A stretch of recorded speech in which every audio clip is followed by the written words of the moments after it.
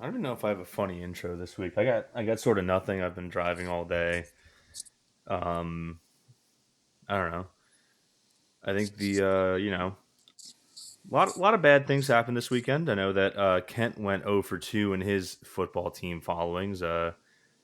Both Pitt and the Ravens kind of lost in the same way in the same stadium within 24 hours of each other. So that's got to sting. Listen, I'm not talking shit here. I'm a Jets fan. You know how they lost yesterday too. Uh, Worst stat though, Pitt is 0-2 when Gavin Bartholomew scores this year. Mm. Damn. Back-to-back So weeks, too.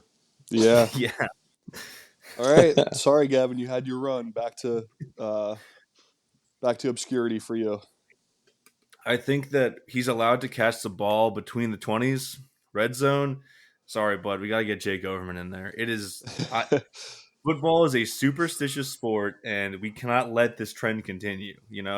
I stopped it with the slow cooker. Did not make anything this Saturday, but we had another trend carry over. So clearly, that's what's wrong with the team, and not actually, what's going on the field. We need him to either just pop a real quick knee on the one or start doing some Travis Kelce lateral bullshit. I Get think we freaky should with just it. like the Lions do that all the time. They really do the Yeah. fucking hook and ladder shit all the time, which that's like the last unexplored territory of football is the all hook and ladders rugby style offense. We've heard of the forward pass. Get ready for the backward pass, baby. First down, goes to the sidelines, has a man wide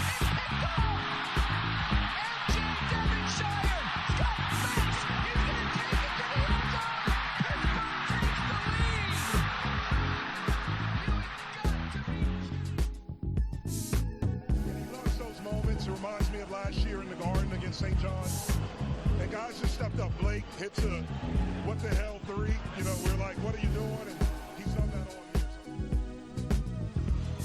all year. Klicka out to Bizzario.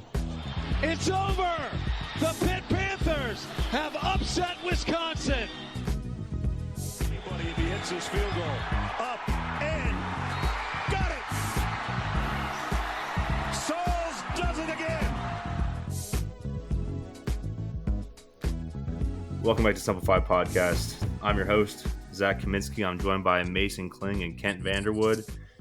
And boys, it happened again. We lost again. Sure did. Three straight. Three straight. Yeah. Before we get into football, because I know we have a lot to say. Well, first, how are you guys doing tonight? Mason first, then Ken. Doing all right. Never feels good coming off a Pitt loss, but I think we can all kind of agree that this one somehow feels a little bit better than Virginia, just because we were playing an actual competent team, and Clemson's always going to be good, but still hurts. It's just it's almost basketball season, almost bowl season and basketball season. So Yeah, to reiterate, we're going to a bowl game, and second off, like you were getting at, I think we'll get into this. This is probably the best feeling I've come off a Pitt loss. Listen, we've seen a lot of bad Pitt losses in our lifetimes. I would almost say this is borderline not really a bad loss. Clemson's a top 25 team. We'll get into it, but it was sort of like I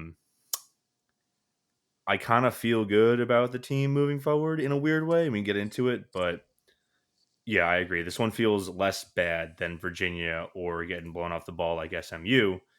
Kent, how we doing this Monday evening? Rough, man. Like you said, bit of a rough weekend. Really happy Pitt basketball was able to pull out a really big dub against WVU on Friday night. If they had not won that one, we'd be even worse today. So, I like that silver lining. Do you guys want to start with basketball? Make it easy. Yeah. We can go over football, I guess, and then Okay, we'll start we're with gonna the eat the bad. veggies first. Yeah, good call. Yeah. Good call, actually. Yeah.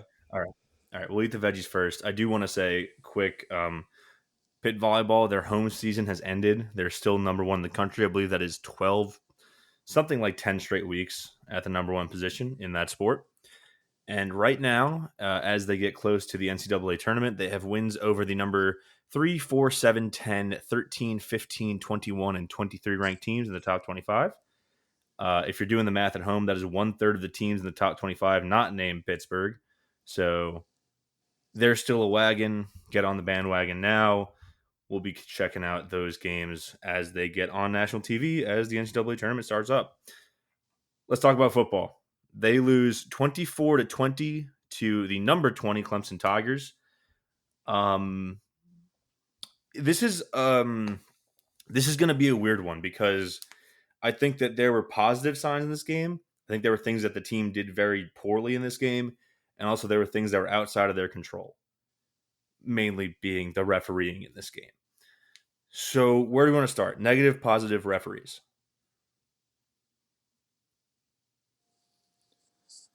Let's talk refs, and then we'll get that excuse out of the way, right? We're not blaming the refs, but we got to talk about some stuff that happened. So yeah, straight up, I think you guys will both agree with me. This was one of the worst officiated games I've ever watched. Less like, much less in person. This is the worst game I've ever been to in terms of the refs. Now, the standout thing from this game is what was it? It was a roughing the passer call that the crowd straight up bullied the referees into giving us. They missed it at the time. They went to a TV timeout because I believe a Clemson player went down, or one of the team's players went down with an injury. I forget who. And the crowd booed the refs for the entire 3-minute TV timeout, and it was some of the loudest boos you'll ever hear in that stadium. And then finally, a flag sheepishly appears on the field, and they get the call right after some, quote unquote discussion. And we can talk about that, but overall, this was a very poorly officiated game, and I think from the how would you say it? From the point of view of just they never reviewed any plays that were sort of borderline. And the two that stand out are when Dez gets that big pass play down to the 1 and he reaches out as he's going out of bounds. They never looked at that to see if he got that as a touchdown, or never seemed to me that they looked at it. And secondly, they had a play on Clemson side where their player makes a catch and then fumbles it, and the refs ruled an incompletion without ever looking at it as well. It seemed to pretty much everyone in the stadium that he had possession of the ball and then just fumbled it. They never looked at that one. An argument can be made. I don't know if it was clear on TV or not, but when Nate had the ball, when Nate fumbled it on a sack, it kind of looked like he might have been down first as well. Granted, one-sided refereeing does not make you false start 3 times or be offside 3 times in a row, but it's certainly something you have to address in a game that was decided by a margin of 4 points. Like, straight up, that Desmond Reed touchdown, or potential touchdown, I really haven't looked at it too closely. If that call is flipped, Pitt probably wins this game. Yeah, the turnovers were big too. Obviously flipping some momentum in the game, but yeah, the Des one stands out to me the most just because I forget what we ended up doing on that drive. That was the three straight pre-snap penalties after that when we got down to the 1. Right. So we ended up kicking a field goal. Mm-hmm. We were having this debate while we were there of going for it versus kicking it if we were on the 1 yard line. And we never got the chance to actually see what would happen because we backed ourselves into out of the red zone almost. But yeah, to have that situation knowing that that might have been a touchdown is tough. I'm all for speeding the game up, but we could also, look at, they're pretty good about reviews from the like when the booth initiates the review, they're pretty good about getting those in quick. So like, I don't know. There felt like there was a couple times we should have taken a peek at some things, getting it right. Yeah, and I think just off the heels of that Virginia game where the clear wrong call sort of put Pitt in a very bad situation. We went over this last week. It's not the whole reason that they lost, but coming off a week where the referees did, in fact, swing a game, at least in somewhat in favor of the other team, to having this week where you have to boo them into making the right call, and then other times it seems they blatantly just didn't even try to get the call right. It's you just kind of look at the ACC and go, oh, we're just dealing with this shit again. Because as any Pitt fan knows, the flags always fall for a Southern team in favor of Pitt, no matter what the sport. Yeah, my after the no call on the hit to the head of Yarnell, and the booing, during the 3 minutes of booing, my uncle from Oregon, big Ducks guy, has no ties to Pitt whatsoever, texted me and said, "What the hell was that?" he said that's maybe the worst no call I've ever seen. And he said, "I'm not really big into ref conspiracies, but if there's one in this game, if there's one that's I've seen all season, it's this game in the refs against the Pitt Panthers in favor of the Clemson Tigers in this one so far." So, yeah, that was a crazy no call. I'm glad they ended up dropping the flag, but the fact that I don't necessarily agree that you should, if it was flipped and like they didn't call a flag initially and then they dropped one 3 minutes later after seeing replays in the stadium, I would also be furious. I'm glad they got it right, but 3 minutes of booing and replays on the stadium to get you to drop a flag shouldn't be how that's done, probably. Yeah. The 3 minutes of booing was like it was just a classier version of what was it Tennessee or Texas that was throwing bottles on the field? It was Texas. Earlier this year. Okay, I thought so. I remembered it being orange, but I couldn't remember who. We basically bullied them into doing that just without throwing trash on the field. So good for you, Heinz Field and Acrisure Stadium. Which I'm kind of shocked at. You would expect Northern Rust Belt college football fans to be the ones throwing items on the field in that situation, but I think the beer is just too pricey. You don't want to get rid of it. Exactly. We keep it classy. Yeah. Yeah, we just boo refs until they do it. But that's the first time I've ever seen that. I've never seen that happen in my life, and I've heard some pretty strong fucking boos over at Heinz Field. Yeah, I was to Kent's point. I was kind of asking somebody after, who was watching the game on the broadcast. I was like, "What did that sound like?" And they kind of said the same thing. They were like, "I had never heard boos that loud," and that it wasn't even that they were loud. Like it was through an entire commercial break too. So Yeah. Yeah, good job, Pitt fans, and good job, replay assistant guy at the stadium to really get that one up repeatedly on the scoreboards. yeah, that's a glue guy right there.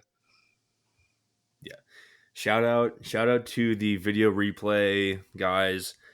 They made their money that day, and they get the assist on that bucket from the fans. Now let's talk about the actual game instead of just bitching about the refs, even though it's very, very fun to do. I think overall in this game, when you look at what I would say sort of like the context of what was happening here, and by that, I mean you're playing with your backup quarterback, the guy who did not win the job back in September. At any point in this game, Pitt is playing with between 1 or really 2 and 4 linemen that were not in their original starting 5, just based on injuries within the game or coming into this game, or even, their right tackle was someone who had not ever seen, was never a starter at any point this year. They just put him in because they thought he was the best option. That was 77 Jackson Brown, or losing your only running back who is getting you any yards between the tackles in this game, which Daniel Carter is now out for the year with a leg injury. as well as CJ Lee and Rasheem Biles, all of whom went down in this game with injuries. Like with the injuries piling up, and you're playing your backup quarterback, and your O line is a mess. I mean, listen, they gave up 8 sacks, even though they were more. They gave up 8 sacks. They're pretty much fine outside of that, but that's a lot of sacks to give up. You still played a top 20 Clemson team to within 1 score, and you had a chance to go win it. It's at the same time, I'm very disappointed they didn't go win it. I'm also kind of like encouraged, like, hey, they did all this despite everything I've just spelled out here. What are your guys' thoughts here? Yeah, I would go very similarly. Like, frankly, coming into the game, I didn't have much hope that we were going to be able to hang with them for the entire game. Like I think I said on the pod preview last week, I thought our defense would hang with them initially. I just wasn't sure if the offense was going to be able to sustain enough drives to keep the defense off the field and keep them from getting gassed. And at first, it seemed like that might be how the game was going to go. Clemson kind of marched down the field the second time and scored, and offense wasn't really moving the ball. And then that first drive by Pitt, they have a couple big plays. Desmond Reed gets it down. Like, that was huge to just get something like that early on. But yeah, overall, I mean, I was encouraged that they not only hung with Clemson, like they had a really realistic shot at winning that game. Really should have won the game, but then on the flip side, it hurts really bad that they didn't get it done. Yeah, I was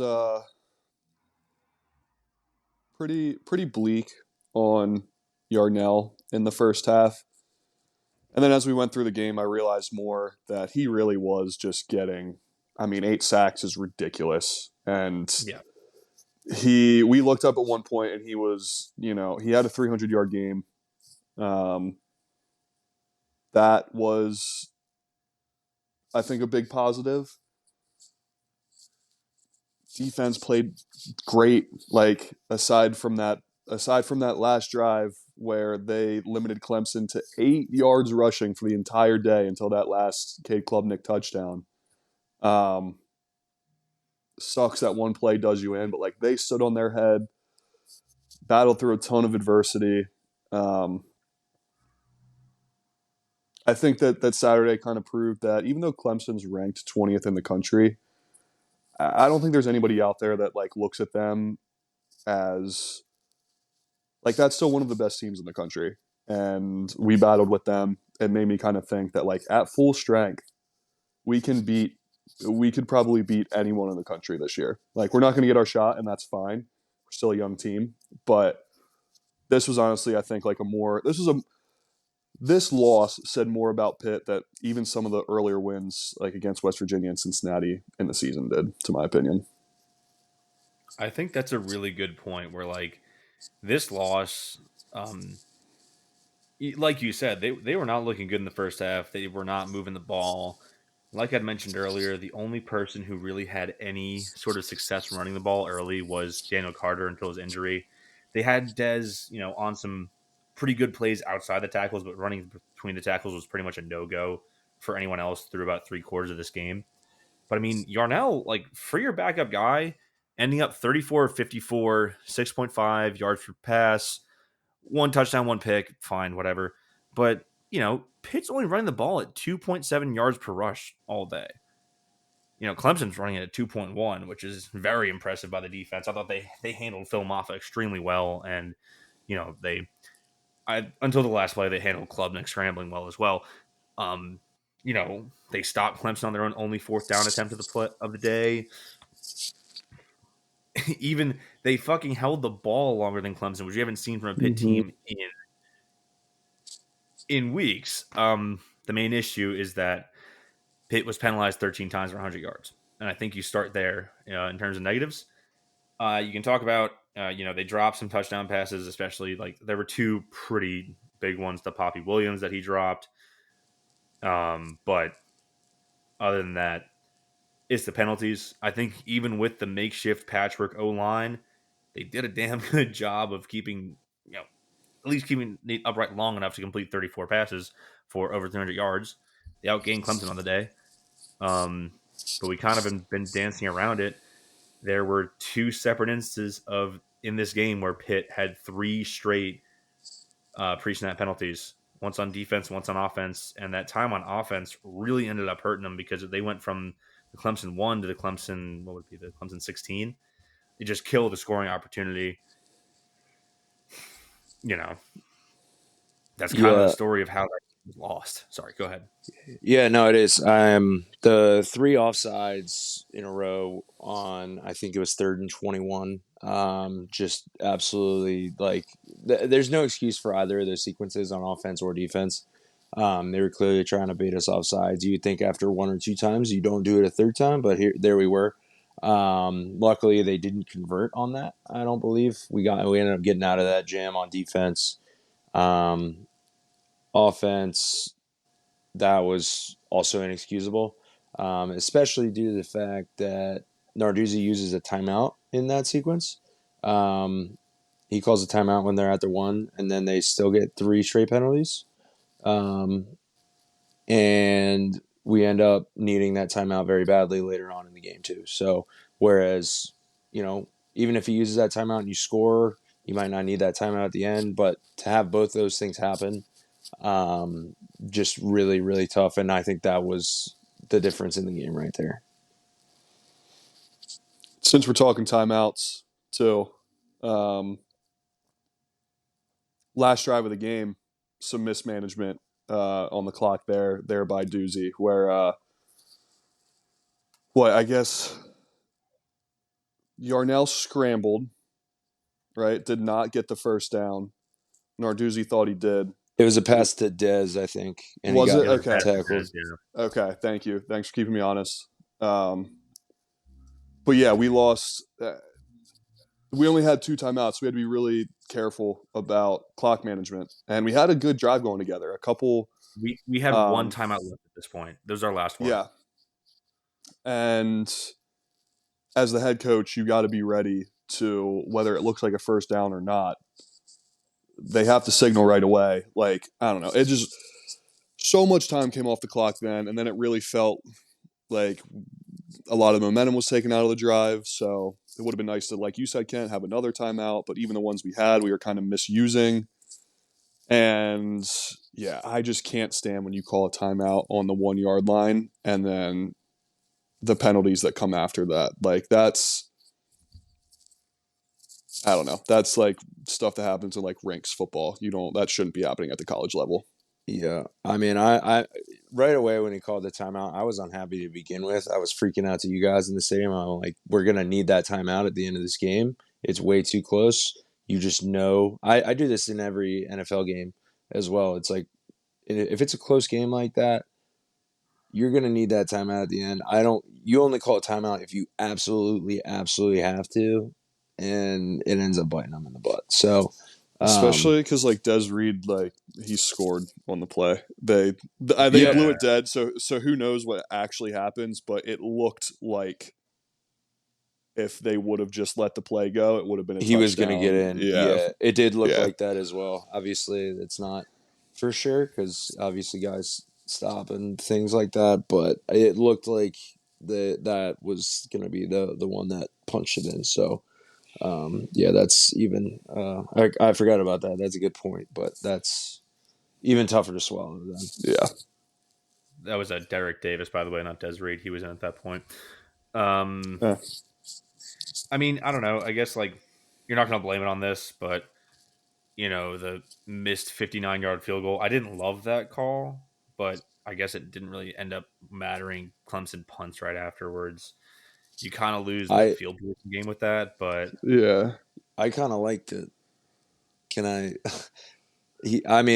I'll play devil's advocate here. I really liked it. I thought Ben Sauls has been money this year. This is a game where if he hits that, if he hits that, they win because they can then stop the clock with 7 seconds left or whatever, they did, and then they kick a 40-yard field goal.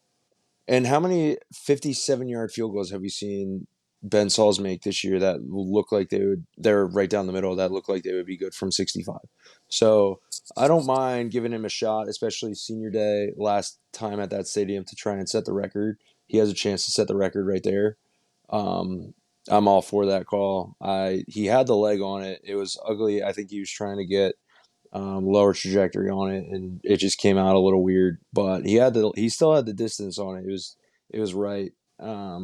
Half the stadium thought it went in because all the people on the side couldn't tell, but we could see it from our seats pretty much right away that it was too far right. But I don't know, man. If that goes in, like that's a play that wins that football game. Yeah, okay, you've convinced me. I guess I really don't have much else on the game. I mean, we know coming out, like I mentioned, sort of at the top, we're down. We're down Daniel Carter. We're down C.J. Lee. We're down Jordan Bass, who is sort of one of the reserve linebackers.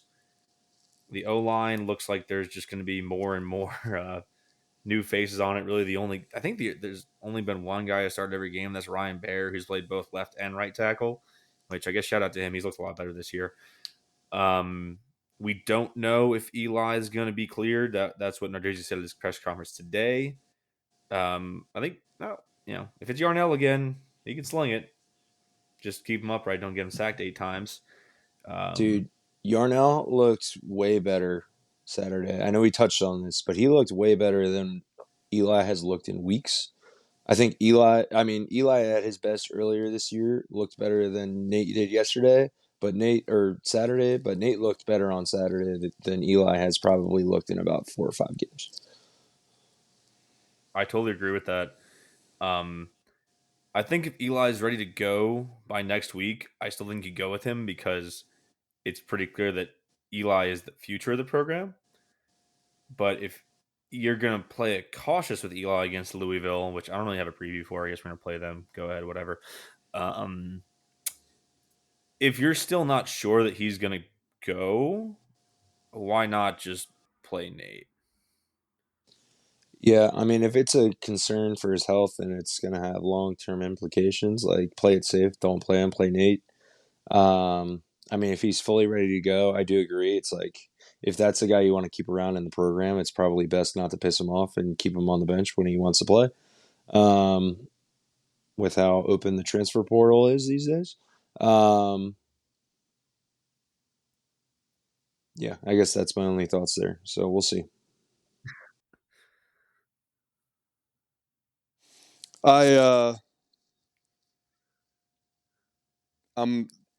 I'm team if Eli's healthy. Let's play Eli because I don't know. Nate Yarnell looked fine. He did okay. Like we said, patchwork offensive line.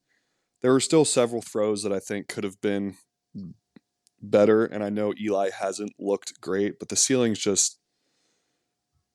higher, and I think when you're playing with what we have on the offensive line, you have to be a little bit more mobile and move these guys around, and that just fits Eli better. Like, yeah, 100%. Like some of those sacks on Saturday, Eli would have gotten out of them.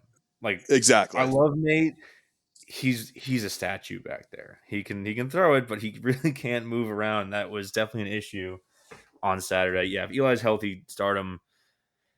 They're playing Louisville at Louisville this Saturday, 4:00 on ESPN2. Some facts about Louisville: they're 6-4. They're 4-3 in the conference. They're ranked at number 19 in the top 25. They're coming off a really brutal loss to Stanford, where they got punked in the final minutes. That makes, I believe, no, Clemson won. That's not true. I hold my tongue. I was going to say something fake on the podcast, which I'm known to do. Pitt's an 8.5-point dog. Fair, whatever. Louisville can really run the ball. Isaac Brown's a really, really good freshman for them.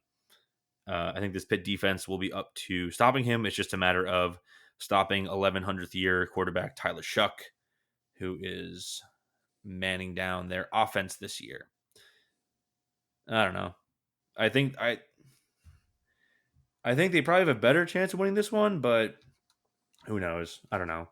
I don't think Narduzzi has lost the locker room. I don't think the team is given up, but sometimes losing is contagious. However, Yeah. it's a gettable game, and I don't have much in way of a preview, but you win this one, and then BC next week looks like you can, after a 3-game slide in the middle of the season, you can finish out strong, go into that bowl game looking for your 10th win, because I believe BC had their quarterback, as soon as he got benched, he entered the transfer portal right away. Castellanos or whatever. Wasn't the fucking who was the guy on the Reds broadcast who was famous for the Castellanos call? Was it Brenneman? I forget his name. I think it was him. Someone at the podcast, if I'm wrong on this, but I'm fairly certain he was calling the Boston College game on the CW, or he gets benched and then immediately he was okay. Yeah, he was. I saw that the video of game. this. Go ahead, Ken, if you want to tell people about it. No, sorry, I wasn't trying to cut you off. He was calling the game, and then he said it's none other than, wait for it, Castellanos. Yeah. So he was kind of leaning. It. He was leaning into the bit. I actually love that. Yeah, he was leaning into the bit. So he had that headset on again, baby.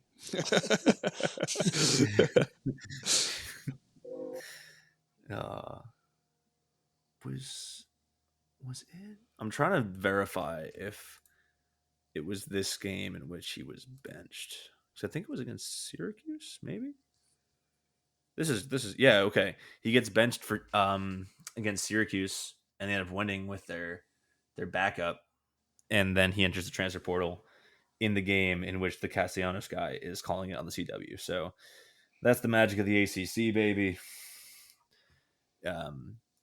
Sort of been depressing so far, but I just want to reiterate, I think this team is still good. We're a much improved team, and even though we lost on Saturday, it showed that we are a much improved team because in most years, Pitt would never even come close with their backup quarterback against Clemson. If you would refer to the 2020 season when Joey Yellen got turned into ground beef against Clemson in that weird season. Also, shout out to his mom, who beefed with us on Twitter for a little bit, and then deactivated her account, so you can't see the tweets anymore. Good looks on her. I don't have anything else on football. You guys got anything else? No, let's talk about basketball. 10 wins and a cool bowl game would be cool. That's my last thought on it. We could still get a very cool bowl game. So give me I agree. I don't know. What bowl? Call your shot now. What bowl? See, I got to figure out which ones are. I assume some of those playoff games are going to take some of the bowls. True. I don't know. I'm just gonna throw. I'm gonna throw a dart out there and say we're gonna play in the Duke's Mayo Bowl this year. I feel like that's one that has good hype around it. The Pop-Tarts Bowl also wouldn't mind that one. That would be electric. I've heard that the Pop-Tarts Bowl people have been to a lot of Pitt games this year. I'm just gonna go with that train of thought and say that we're gonna go to the Pop-Tarts Bowl. Do they still do the Bad Boy Mowers Bowl? That one would also be sick. Okay. So here's the thing: the Bad Boy Mowers, they used to have some sort of fucking whatever game down in Florida. They now sponsor the Pinstripe Bowl. Well then I don't want that. I don't want that actually.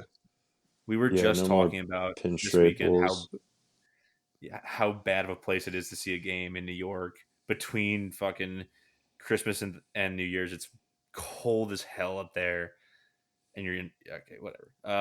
I'll go Pop-Tarts. Kent, you're going Mayo. Yeah, that's going to be the first trophy to touch Yankee Stadium this year, by the way. So the AL pennant, bro. The AL pennant. The claret jug or whatever.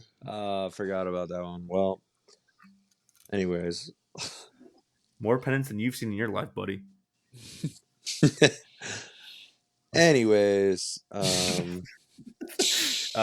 Let's move on to hoops. I believe that we can open up this segment saying that Damian Dunn is doing the I-76 Pennsylvania Turnpike Challenge by being really good for Temple and Pitt, which is something I just came up with right before now. I like it. Yeah, he's been balling. He's averaging about 19 points a game this year, I think. so far, which is pretty good. I'd say that's pretty good. Yeah. Yeah, the team's off to a great start. Obviously, haven't played great competition minus West Virginia. Obviously, backyard brawl was on Friday, and they got a 24-point win, just absolutely dominant from start to finish, and they're still getting disrespected. Yeah, let's talk about that West Virginia win a little bit. Kind of got over my skis here, but they beat them 86-62 in the backyard brawl on Friday. The first time in a long time in which Pitt has beat them in back-to-back years. First home win in quite some time as well. Just knocked over my dice tower. Pitt is 3-0 in Damian the Dunn. last 3 backyard brawls that count. Basketball, What do you mean football, basketball. Oh, Basketball, I was like, football, what do you mean that basketball, count? Okay. The ones that matter, I should say. Yeah. Yeah, one's played without Phil Dracovic since 2023. Like you mentioned, Damian Dunn was awesome. He finishes with 23 points on 7 of 12 shooting. But I do want to give a huge shout out to Guillermo Diaz-Graham, who finished with was it a double-double or a triple-double here? I'm trying to find him in the box score here. He went off. He got hurt Rebounds, and got stitches. Double-double, 10 rebounds, 10 points. He went to the locker room, got stitches, came back out pissed off, and had a double-double. That's actually sick. That's like throwback Big East basketball. I fucking love that shit. Did you see his quote from the post game? It was an all-timer. In the post game, he says, "I'm not gonna lie, it got me fired up. When I came back, I was ready to kill." That's awesome. Love that. Him and Mike Tyson, born killers. Not so much on that. Outside of so obviously Dunn and Guillermo go off. Guillermo has a great game. Dunn was awesome, Ish as always putting the moves on people just with some ridiculous buckets. And they sort of filled in for a night where Jalen Lowe wasn't at his best offensively. So I think that, obviously everyone is contributing here. Cam Corn is awesome, but underrated part of this game is that they were excellent defensively against West Virginia. And I think West Virginia, for, how much they were pretty bad offensively, they were putting up a pretty tough defensive night against Pitt, and Pitt still found a way to hit shot after shot against, honestly, like a pretty good and active defense in West Virginia.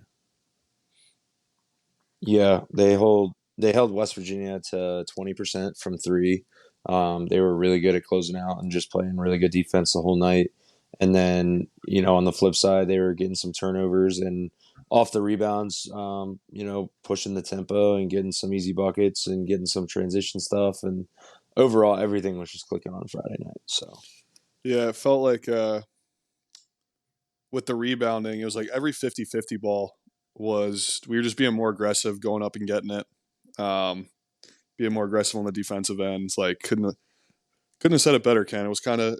We kind of won like all facets of the game, and that's why you have what was the final 24-point victory?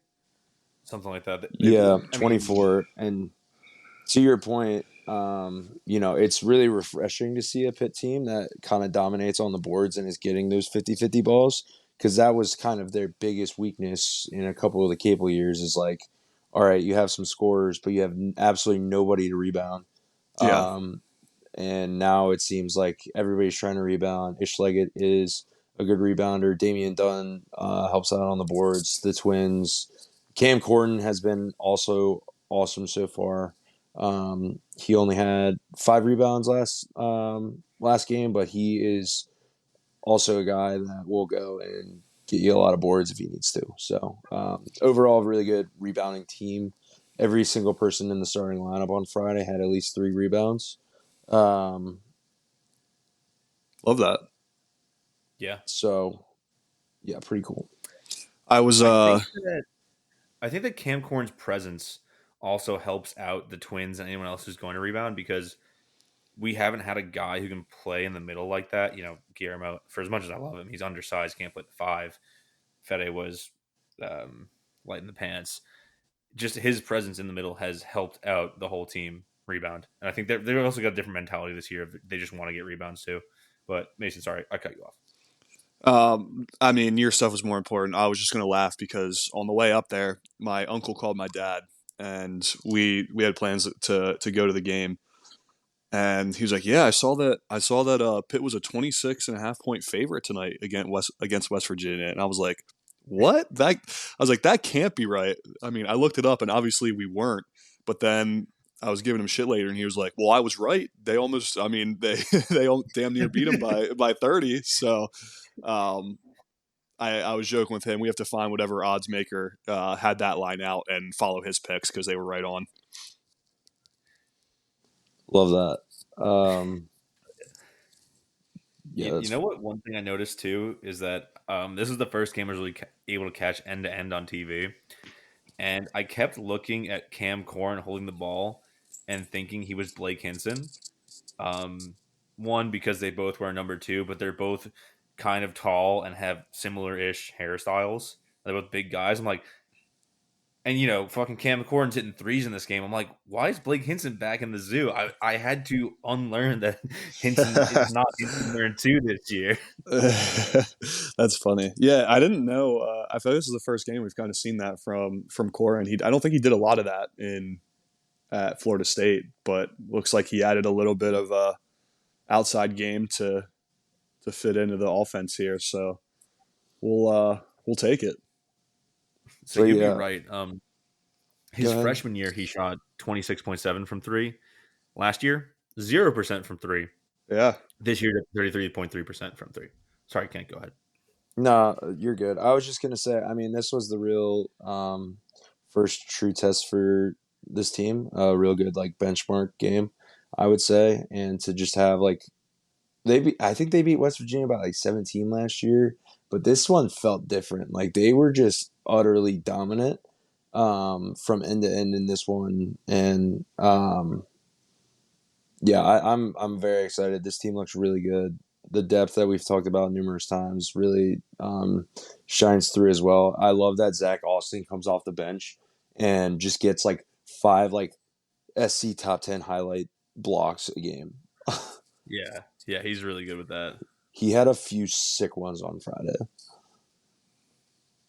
Okay, so I think with last year's game, right, it was more that Blake Hinson was going off rather than the team having a good game against West Virginia. And, to be fair, that was a very bad West Virginia team last year. This year, it felt like a team victory of this Pitt team overall is just better than you in every facet of the game. And it wasn't just one player going off for a school record amount of 3s in that game. But yeah, you're right. First big test of the year. And they're playing VMI right now. I think they're up 14-6 at the media timeout, the under 12. Let's talk about moving forward with Pitt hoops. So they had their first big test, and they passed it against West Virginia. Coming up, they've got a couple, I would say probably 4 big tests in a row here. You've got LSU coming up on the 22nd. I believe that is Friday, right? It's Friday. Yep. It's Friday. You've got the winner of UCF and Wisconsin, depending on if you win or lose that game against LSU with the Greenbrier. Then the following Friday is at Ohio State and then at Mississippi State for the first plane to get on this year. I think the early returns have looked good on this team. We're going to find out a lot about them in these next 4 games before their early ACC game against Virginia Tech, first week of December. Yeah, all of those teams at the Greenbrier Classic are pretty good. I think Wisconsin's ranked 19 right now, and everybody else, UCF beat a 13th ranked A&M. LSU, I can't remember who it was, but I think I remember them. They're not ranked, but having a really solid win as well. So having a good weekend here could be really, really good for later in the season, because I think these are going to be a lot of teams that go and compete in their conferences. Yeah, and I mean, we're coming off our first AP poll where Pitt received votes of the 2024 season, Yeah. 24-25 Yeah, season. they got 9 votes today. I think that puts them like 37th. Shout out to in the poll. the nine ball knowers out there. John Rothstein, not one of them. Yeah. Ken So Palm had him the whole way up at 19, I believe, right? yeah, 19 today. 19? 18 before I think a couple of the other games from the weekend went in, but ended up Got it. at 19. So, yeah, computers love us. So, Kent, I guess my question is, last year it was Lunardi. Is Rothstein the target for the Pitt basketball fanatics this year? Currently, yes. Currently, yes. He dropped his top 45 again today, and he doesn't even have Pitt in top 45. And I saw a bunch of people going crazy in the replies. Oakland Zoo account was also kind of going at him. Yeah, he seems to kind of be public enemy number one for the Pitt basketball Twitter society right now. But we'll see. I mean, at the end of the day, we got to win. Just keep winning, and hopefully this year we don't get disrespected. But I think the eye test on this team this year is a lot stronger than the eye test that at this point on the team last year. To your point before, that was the Blake Hinson just nuclear from 3 game against West Virginia, and it's cool if obviously if you have a player like that, but the eye test for this team as a whole is just very good so far. I think if you're able to just get some more eyes on you and win some of these games coming up, you're gonna have a really good opportunity to start getting some pretty legitimate respect from some bigger media names out there, I'd say. Totally agreed. But yeah, I also saw. So yeah, you mentioned they're playing VMI right now. They're up 15-6. If they win tonight, they'll be 5-0 for first time since 2018, which is cool. And I look back at that schedule. I mean, 2018, 2019, they were playing a bunch of nobodies the first 5 games, and then they finished 14-19, which is crazy. That's not a very good stat. That's not a very fun stat. not a good fun stat for you there, but ignore the second part of that. But It's different. It's different this time. It's different. I was curious, just obviously curious how VMI was doing this so far this year. They're 4-1. They were 4-28 last year, so they've already matched their win total from last year. But Pitt entered the game as a 35-point favorite, so we will see if they cover that. Yeah, I'm just gonna say, of the 4 teams that VMI has beaten this year, 2 of them are missing logos on the ESPN website, which is never a great sign. Also, one of the schools they won 102-56 over the Christendom Crusaders. What the fuck? We're gonna figure out who these people are live on air. I'm now. Are they in Pittsburgh? What is this? No, okay, they're a tiny college in Northern Virginia. Yeah. So the Panthers I don't do know if you appear have- to be struggling from the field so far tonight, but Cam Corrin and Ish Leggett are 7 for 8 shooting together, but everybody else is 0 for 9. It looks like they're running a little in typical military school fashion. They're running a little bit of a 2-3 zone on us. It's giving us some trouble. So I've seen enough. Put in the Bosnian sniper, and that's